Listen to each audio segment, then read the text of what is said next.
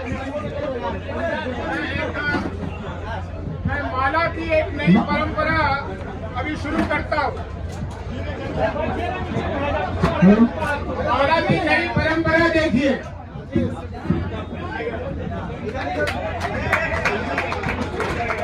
ये है नई परंपरा माला पहनाने की और पहनने की।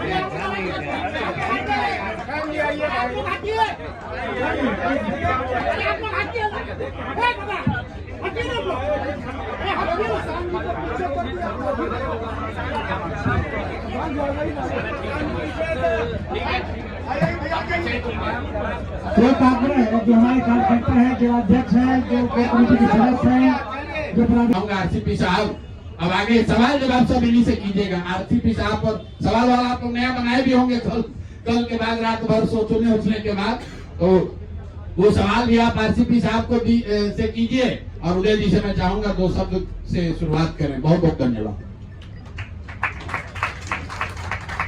बहुत बहुत धन्यवाद शांत भाई। मेरे बगल बैठे बिहार प्रदेश जन स्वराज पार्टी के अध्यक्ष श्री मनोज भारती जी, इस मंच पर बैठे श्री आरसीपी सिंह जी, श्री वाईडी गिरी जी, मेरे अन्य सभी साथी और मेरे बाईं ओर बैठे जन स्वराज पार्टी का जिनको सूत्रधार कहा जाता है श्री प्रशांत किशोर जी। इससे पहले कि मैं आगे की बात करूं, मैं थोड़े अतीत की बात कर लूं। मैं बहुत दिनों से राजनीति में हूं। 1977 में जब मां राजनीति में आई थी, मैं बहुत बच्चा था, लेकिन मैं उस समय से राजनीति में हूं। बहुत लोगों से मेरा ये सौभाग्य रहा कि उनसे मेरा परिचय हुआ, मैंने उनको देखा, मैंने उनको जाना। लेकिन मैं पूरी ईमानदारी के साथ ये कह सकता हूं कि जो चिंता मैंने प्रशांत जी में देखी बिहार के प्रति, उसका वर्णन करना शब्दों में संभव नहीं होगा।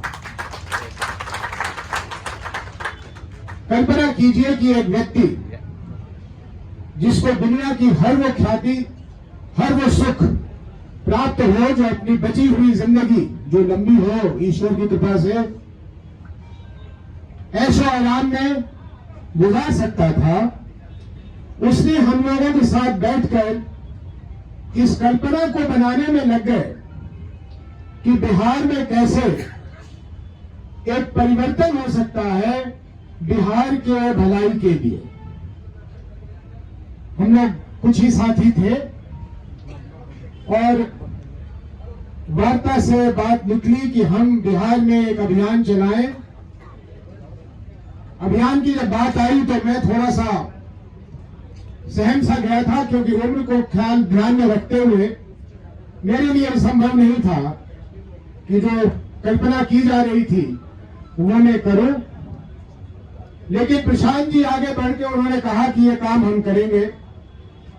यकीन मानिए हम लोगों को भी उस समय में इतना यकीन नहीं था कि क्या एक व्यक्ति इस तरह से कर सकते हैं। उन्होंने जो किया है सबके सामने है, उसे दोहराने की जरूरत नहीं है। लेकिन एक तारीख कायम की है।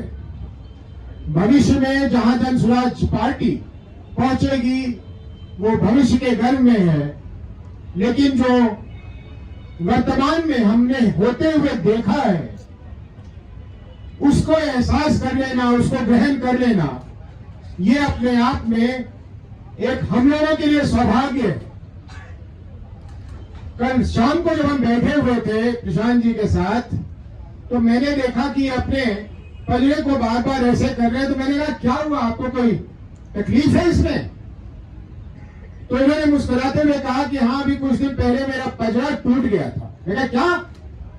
तो हाँ, पजड़ा टूट गया था। मैंने कहा आपको ये भी नहीं उचित लगा कि हम लोगों को आप बता देते? कि आपके पल्ला में ये निकला नहीं, मैंने वो सीटी स्कैन करा लिया था ना, आप पूछ लीजिए ना, हम 5 दिन कहीं नहीं निकले थे, तो ये अब आराम है, थोड़ी राहत है। मैं कहा कैसे हो गया ये? उन्होंने कहा भाई गाड़ी से लटक के हम लोगों का अभिवादन कर रहे थे तो किसी ने दरवाजा दबा दिया तो इनका पंजर टूट गया। अब कल अगर मुझे पता होता कि इनके साथ ऐसा हुआ है तो कल ये जहां गए थे वहां मैं इनको जाने ही नहीं देता, क्योंकि इन्होंने कहा कि ये मुझसे छोटे हैं तो मैं बड़े होने का अख्तियार भी कभी कभी इस्तेमाल कर लेता हूं और कल कर लेता कि अगर ये मुझे पता होता कि इनको चोट है तो मैं नहीं जाने देता। तो इनकी संकल्प, इनकी दृढ़ता आप लोगों को नजर आएगा।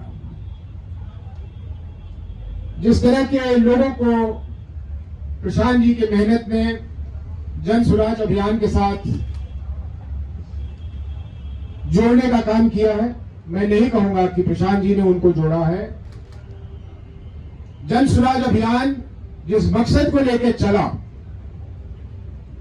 उसने बिहार के लोगों के दिलों में, दिमाग में एक जगह बनाई और हम जितने यहां बैठे हैं हम उसी समाज के हिस्सा हैं।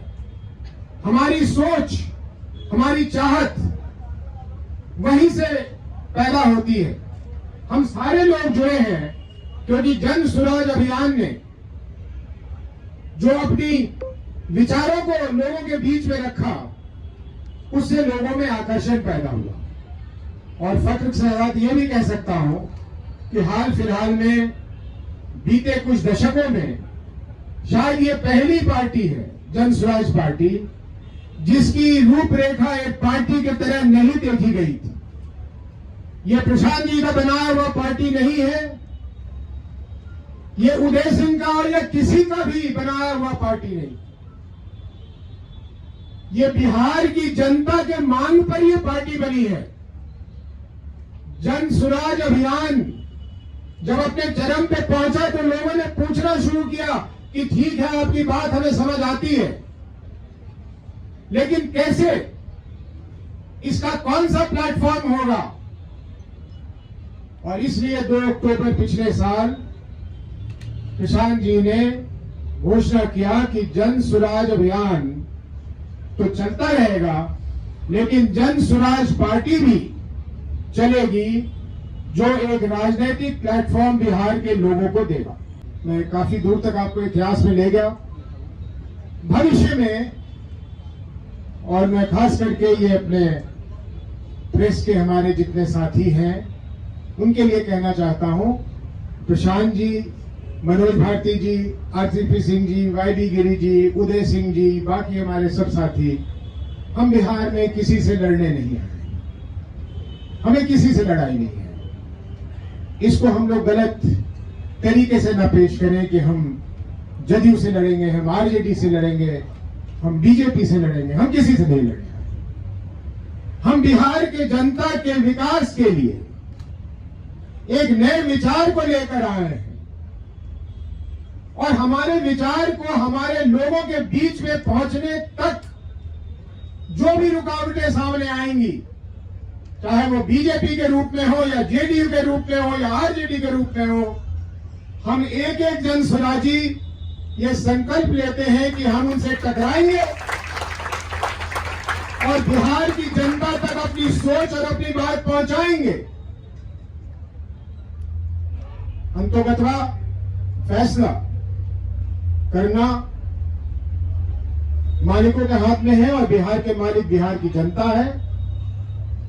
लेकिन मुझे पूर्ण विश्वास है कि जिस तरह से हम लोगों के बीच में रोज पहुंचने का प्रयास कर रहे हैं और उसमें कामयाबी भी हमें मिल रही है कि चुनाव आते आते बिहार में यह स्पष्ट हो जाएगा कि इस बार बिहार के लोग रोटी पलटने की जो नीति आज 35 सालों से चल रही है, कभी ये कभी वो खत्म होगा और बिहार की जनता अपने लिए एक ऐसे लोगों को चुनकर अपने लिए सरकार बनाएगी जो जन सुराज ने जो दृश्य दिखलाया है उसको बिहार की जनता खुद ब खुद साकार करेगी। मैं सर झुकाकर पूरी वफादारी से जो जिम्मेदारी मुझ पर सौंपी गई है, मैं प्रयास करूंगा कि मैं मनोज भारती जी, उनके साथियों को, आरसीपी साहब को और जो लोग हैं उन लोगों को निराश न करूं और कोशिश करूंगा कि जो भी मेरे बारे में कही गई है बातें, उसको मैं जमीन पर उतारकर जन स्वराज को मजबूती प्रदान करने में सहयोग करूं। बहुत बहुत धन्यवाद। जो भी प्रश्न हो आरसीपी साहब से पूछें, अगर जरूरत हो तो मुझसे भी पूछ सकते हैं। धन्यवाद।